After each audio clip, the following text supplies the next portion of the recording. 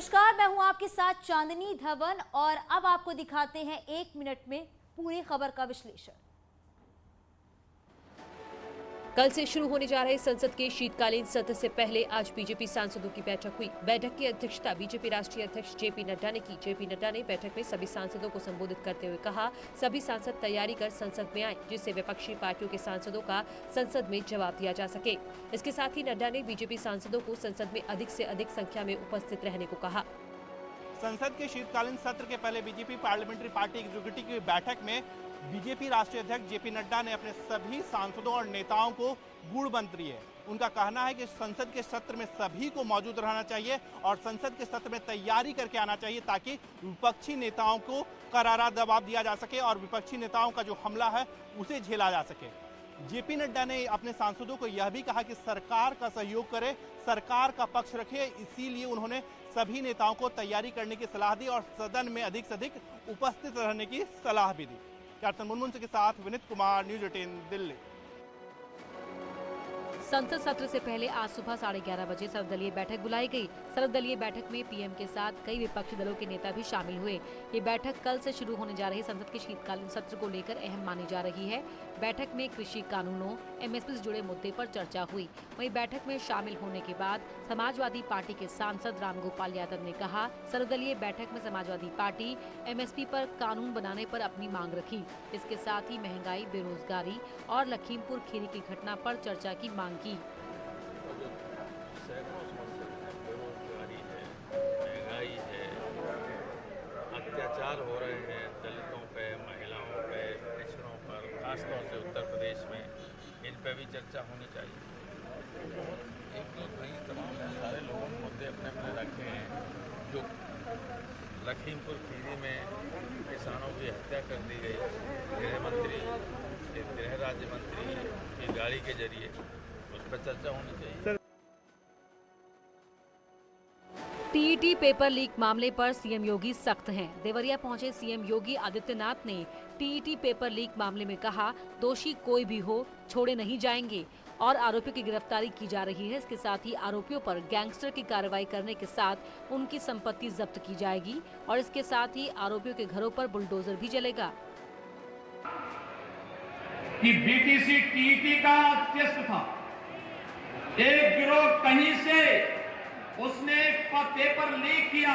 हमने कहा पूरे पेपर को अभी निरस्त करो, पूरे गिरोह को गिरफ्तार कर लो। उनके खिलाफ गैंगस्टर के तहत मुकदमा दर्ज हो रहा है। उनकी संपत्ति को जब्त कराने और राष्ट्रीय सुरक्षा कानून के अंतर्गत उनको सबको निरुद्ध करने जा रहे हैं। 23 लोग अब तक गिरफ्तार हो चुके हैं और शेष लोगों की गिरफ्तारी चल रही है और कोई कितना भी बड़ा क्यों नहीं होगा, उसके घर में बुलडोजर चलना तय है।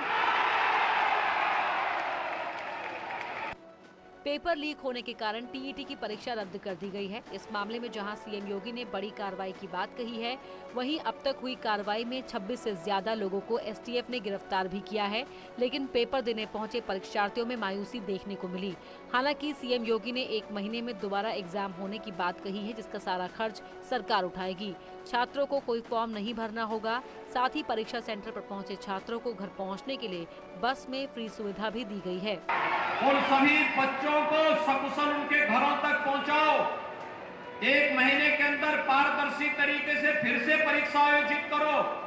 किसी भी बच्चे से कोई शुल्क अतिरिक्त नहीं लेंगे। उनके आने जाने की फ्री में व्यवस्था देंगे या उन बच्चों का जो आई कार्ड होगा, उत्तर प्रदेश परिवहन निगम की बसेज में फ्री में आने जाने की सुविधा उसके माध्यम से बच्चों को प्राप्त होगी।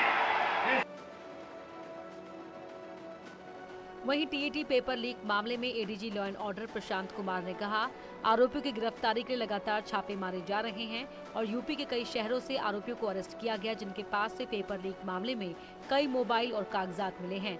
सॉल्वर गैंग के तार बिहार से जुड़े हो सकते हैं, जिसके लिए एसटीएफ की टीम बिहार के लिए रवाना हो चुकी है।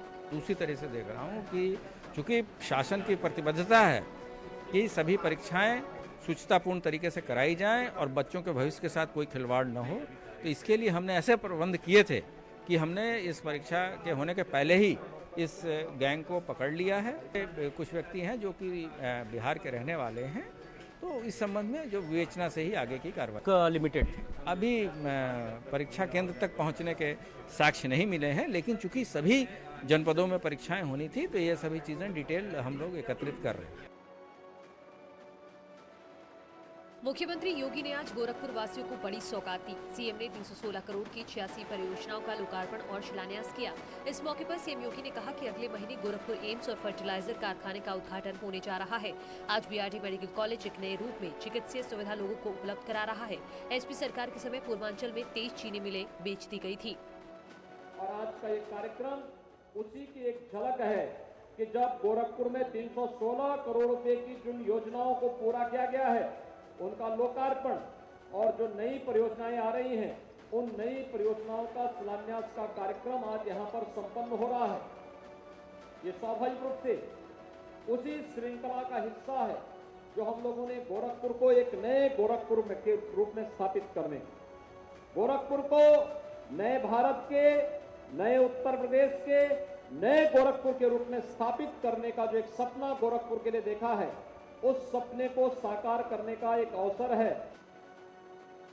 देवरिया में सीएम योगी आदित्यनाथ ने बिना नाम लिए अखिलेश पर तंज कसा है। कोरोना टीकाकरण को लेकर सीएम ने कहा, दोहरे चरित्र और गिरगिट की तरह रंग बदलने वालों के बहकावे में मत आएं और वैक्सीन अवश्य लगवाएं। मैं तो उनसे भी कहूंगा कि अब्बाजान से सीखें और वैक्सीन के प्रभाव को समझें। आपने वैक्सीन लगाया है, आपका मैं अभिनंदन करता हूं। जो लोग अभी तक वैक्सीन नहीं लिए हैं उनको बोलो वे भी वैक्सीन जरूर ले लें। देखो, बहकावे मत आना, उन दोहरे चरित्र और गिरगिट की तरह रंग बदलने वाले लोगों के उसमें मत आना। जो लोग कहते हैं घर में चुपचाप वैक्सीन लेते हैं, बात बाहर कहते हैं हमने नहीं ली। और मैंने तभी कहा था रे कुछ तो अब्बा जान से सीखे होते कि वैक्सीन लेने का प्रभाव क्या पड़ता है। और वक्त तो चला एक छोटे से ब्रेक का, जल्द लौटते हैं।